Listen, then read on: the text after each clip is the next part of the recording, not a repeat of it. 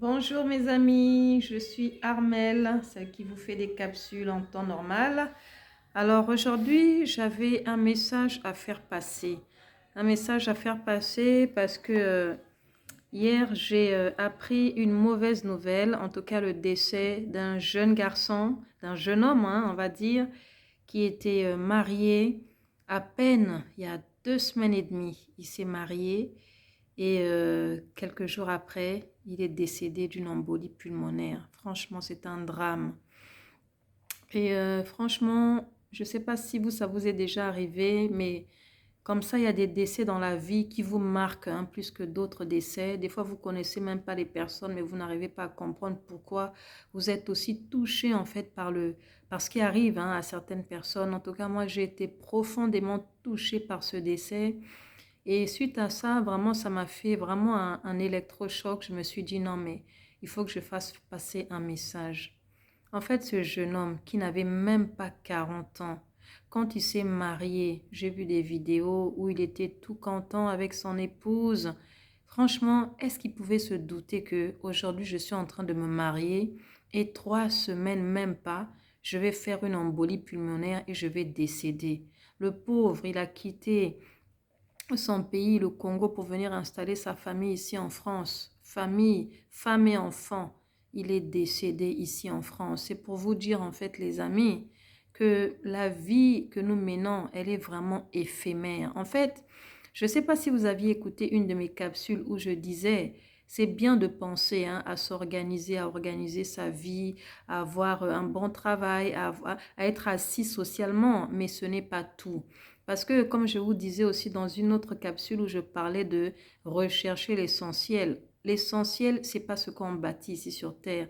Parce que, après cette vie qu'on vit sur Terre, qui généralement se résume à 70, 80, 90 ans, il y a une autre vie qui, elle est éternelle.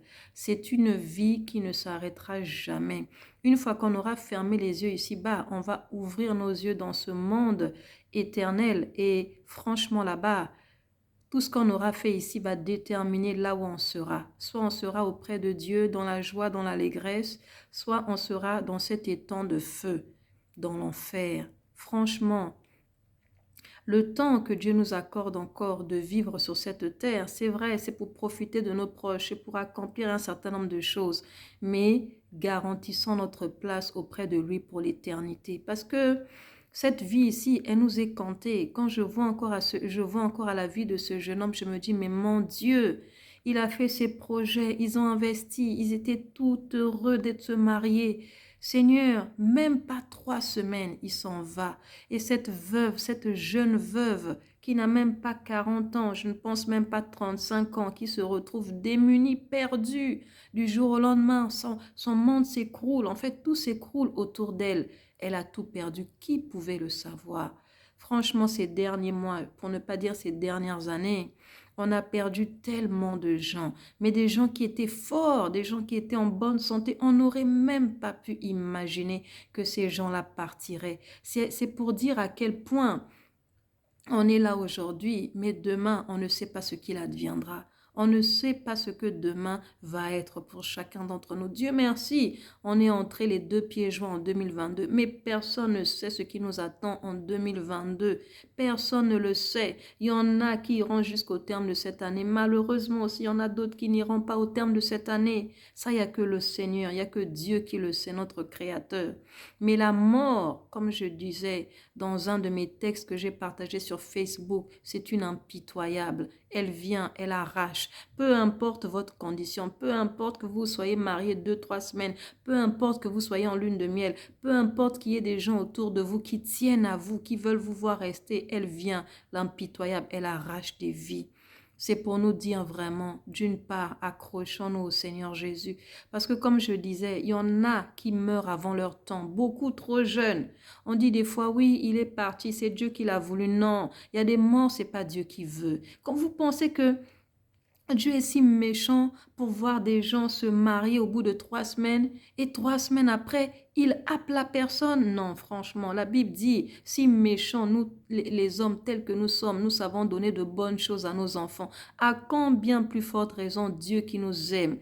Vous pensez que Dieu veut le malheur de ses enfants? Moi, je ne pense pas. En tout cas, je reste convaincue qu'il y a des morts. Oui, c'est Dieu qui les permet. Mais on a d'autres, ce n'est pas Dieu qui permet. Il y en a effectivement qui sont réclamés et qui partent avant leur temps.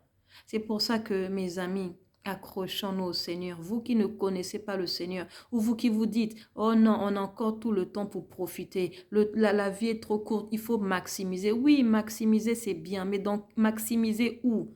Maximiser dans quelle vie?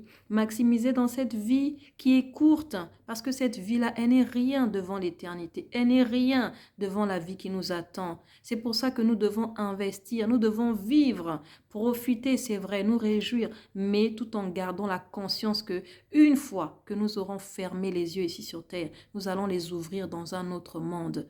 Et c'est à nous maintenant d'investir, c'est à nous maintenant de nous battre pour que nous n'allions pas en enfer, mais que nous allions auprès de notre Seigneur Jésus-Christ. Et on ne pourra pas y aller si déjà on n'a pas fait le pas de lui donner notre vie. Donc en tout cas, toi qui tombes sur cette vidéo aujourd'hui, je veux faire passer un message. Le message que je fais passer, c'est celui. Vraiment, si tu n'as jamais fait le choix de recevoir Jésus-Christ comme ton Seigneur et ton Sauveur, fais-le. Dis-lui, Seigneur Jésus, je veux te recevoir dans ma vie. Pardonne mes péchés, mais viens dans ma vie, deviens mon Seigneur, deviens mon Sauveur et donne-moi de marcher en conformité avec toi. Et chaque jour, accroche-toi à sa parole, accroche-toi à lui, parce qu'il n'y a que lui qui est la porte qui nous mène vers le ciel. Tu ne sais pas quand est-ce que tu vas partir. C'est pas la peine de chercher à maximiser, à faire des choses dans ce monde sous prétexte que oui, peut-être dans 15, 20 ans, tu vas partir. Non, de toute façon, tout ce que tu auras bâti ici, ça ne va pas te poursuivre là-haut. Tout ce que tu fais ici, tout ce que tu emmagasines ici ne te poursuivra pas là-haut. Mais par contre, les actes que tu auras posés, le fait de marcher en conformité avec la parole de Dieu, de serrer la parole dans ton cœur, de faire de Jésus ton Seigneur et ton Sauveur, c'est ça qui va te garantir une place dans l'éternité auprès de lui et non dans les temps de feu. Donc voilà le message que je voulais faire passer. Mes amis, s'il y a une chose que vous devez retenir de cette vidéo, c'est que la vie est éphémère. La vie est éphémère.